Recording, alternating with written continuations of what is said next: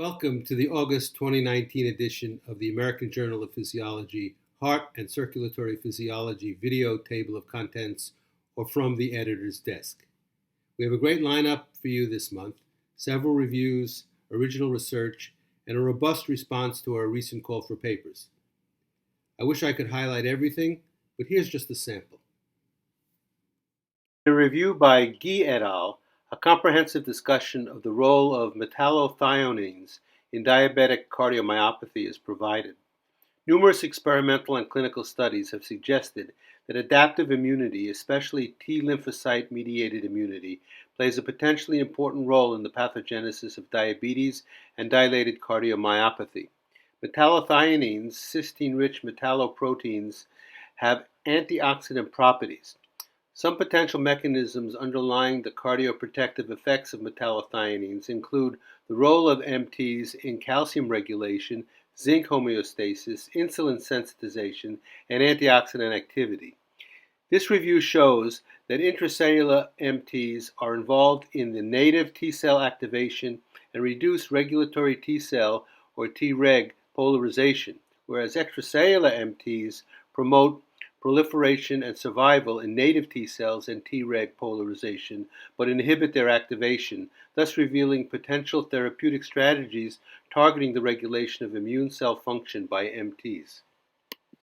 Ischemic heart disease is a growing worldwide epidemic.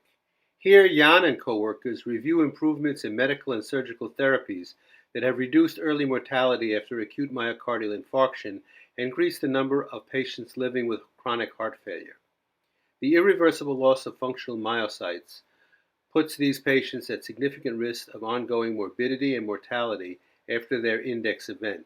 In this review, they discuss the cardioprotective and deleterious effects of inflammation and its mediators during acute myocardial infarction.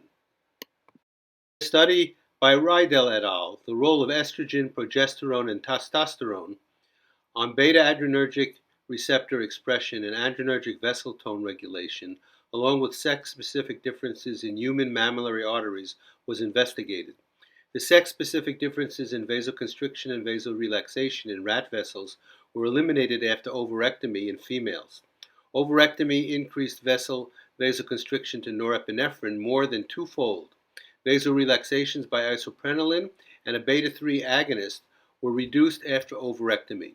Estrogen but not progesterone substitution restored sex-specific differences in vasoconstriction and vasorelaxation. Vessels of women showed higher levels of beta-1 and beta-3 adrenoreceptors than in men. The authors conclude that sex-specific differences in vasoconstriction and vasorelaxation are common for rat and human vessels. In rats, these differences are estrogen but not testosterone or progesterone dependent. Estrogen determines these differences via regulation of vascular endothelial beta-1 and beta-3 adrenoreceptor expression. Suzuki and colleagues investigated why intracoronary cardiosphere-derived cells, or CDCs, infused into the infarct-related artery reduces scar volume but did not improve ejection fraction. They hypothesized that this reflects the inability of regional delivery to prevent remote zone myocyte remodeling. Swine pretreated with oral cyclosporine underwent a 1-hour LAD occlusion, which reduced LV ejection fraction from 61 to 45, 30 minutes after reperfusion.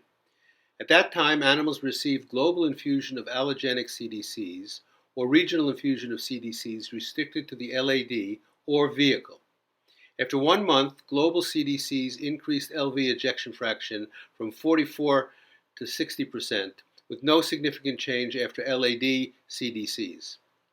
These data indicate that changes in global left ventricular ejection fraction after intracoronary CDCs are dependent upon preventing myocyte loss and hypertrophy in myocardium remote from the infarct. These arise from stimulating myocyte proliferation and reduce myocyte apoptosis, indicating the importance of directing cell therapy to viable remote regions. John et al. Hypothesized that chronic aldosterone impairs coronary adenosine-mediated vasodilation via downregulation of vascular potassium channels. Male mice were treated with vehicle or suppressor aldo for 4 weeks. Aldo induced reductions in vasodilation to adenosine and the endothelial-dependent vasodilator acetylcholine were apparent.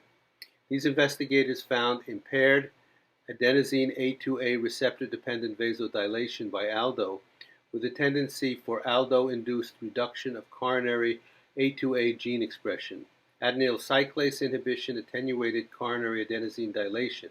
Blockade of inward rectifier potassium channels reduced but did not eliminate group differences in adenosine dilation, whereas group differences were eliminated by blockade of calcium-activated potassium channels that blunted and abrogated adenosine A2A dependent dilation.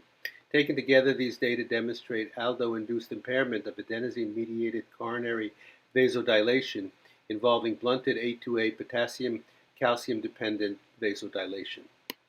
Thank you for watching the August 2019 issue of the AJP-Heart and Circulatory Physiology video table of contents. I remind you again to go to the website for all the great science published this month. In addition, you can get a head start on what's coming up by going to the articles and press on our webpage. You can link to that from our homepage. We'll see you next month, and don't forget, please send us your best science now.